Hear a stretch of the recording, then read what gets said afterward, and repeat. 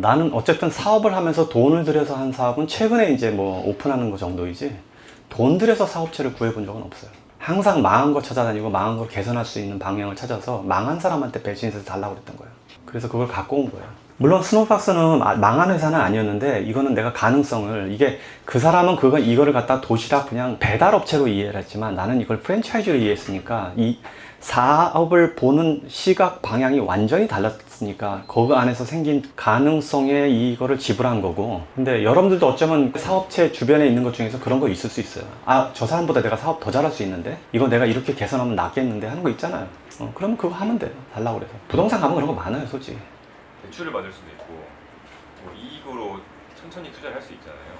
근데 제가 책을 보다가 7번 실패하셨는데 빚지는 게 좀 두렵다라고 말씀을 하셨어요. 계속 빚져가면서 했으니까 그때는. 빚져가면서 했다는 게 이제 그 회사를 키울 때 빚져. 그렇죠. 키울 때 카드 빚도 하고 뭐 빌리기도 하고 그렇게 했잖아요. 그러면 좀 지금 만약에 회장님이 다시 키우신다면 좀 이익금으로 키우실 건가요? 아니, 그렇게 나는 그 앞전에 7개의 사업은 되게 다양한 여러 편의 실수를 했다고 했잖아요. 더 이상 할 게 없을 정도로. 그 중에는 돈 빌리는 것부터 뭐 카드 쓰는 것까지 다 해봤던 거예요. 근데 마지막에 스노우박스 할 때는 이게 안 되는구나를 알은 거예요. 이렇게 하는 게. 그래서 돈을 안 빌리고 사업을 하기로 마음먹은 거예요. 그거는. 아주. 그게 인수할 때 기준인가 아니면 키울 때도? 키울 때도. 그래서 절대로 돈을 안 빌렸어요. 그러니까 돈을 안 빌리겠다고 마음먹으면 어떻게 되냐면 내가 이거를 내 몸과 아이디어로 개선할 방법만 보여요. 애초에 돈으로 생각하려고 하면 어디서 돈 빌릴 궁리만 한다고. 누구한테 돈을 빌릴까? 어떻게 빌릴까? 은행 찾아다니고 뭐하고 사람들한테 부탁하고 다니고 이걸 하잖아 내가. 근데 애초에 돈 빌릴 궁리를 전혀 하지 않으면 이제 이 사업을 돈 없이 어떻게 해야 될까 하니까 그러니까 그 사업체가 프랜차이즈로 보이는 거예요. 아, 이게 프랜차이즈로 해도 되는 건데?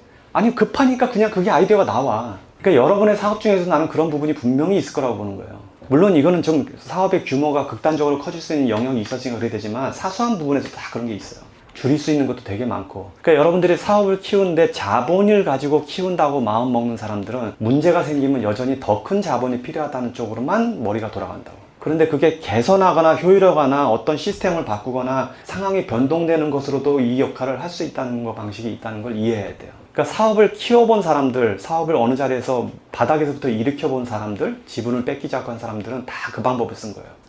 결국 그렇게 돈이 크게 중요하지 않다는 걸 나중에 아는 거예요, 나도. 그래서 그 이후로 한 번도 지금까지 돈을 빌려본 적이 없어요. 나는 지금 또 부채가 없다는 얘기는 뭐냐면 내가 가장 힘들었을 때, 가장 돈이 필요할 때 더 이상 돈을 빌리지 않겠다고 마음먹고 그날 이후로 한 번도 돈을 빌려본 적이 없는 거예요. 요새 이제 은행에서 나한테도 필요도 없는데 가끔 막 융자 만들어줘요. 그냥 서류 갖고 와서 직원이 이렇게 종이 한 장만 들고 와, 은행에서.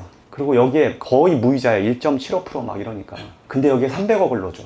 그리고 언제든지 쓰라고 그래. 안 써도 되고 써도 되고 이렇게 준다고요. 근데 그걸 하는 서류가 딱 서류 한 장이야.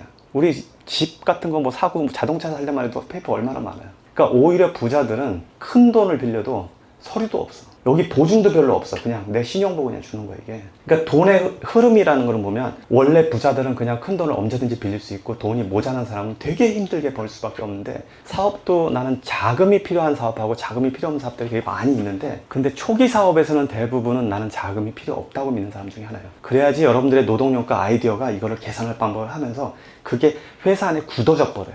문화로 뿌리 박힌다고. 그래서 지분을 뺏기지 않고 회사를 키우는 게 동등한 능력을 가지는 거예요. 내가 이렇게 하는 이유는 물론 돈을 빌려서 막 크게 키우는 것도 방법 많아요. 시리즈 A 받고 2 받고 해서 훅 클 수도 있지. 그게 나쁜 것도 아니고 또 잘하면 여러 사람한테 도움이 되니까. 문제는 지분을 뺏기지 않고 가라는 얘기예요. 뺏기지 않고 가는 방법이 있는데 이거예요 지금. 그리고 그게 전체 삶에서 사업가로 나를 세팅할 때 되게 좋은 버릇이에요. 돈을 안 쓰려고 하는 버릇이. 그게 약간 스트레스 관리 측면에서도. 그렇죠, 그거야.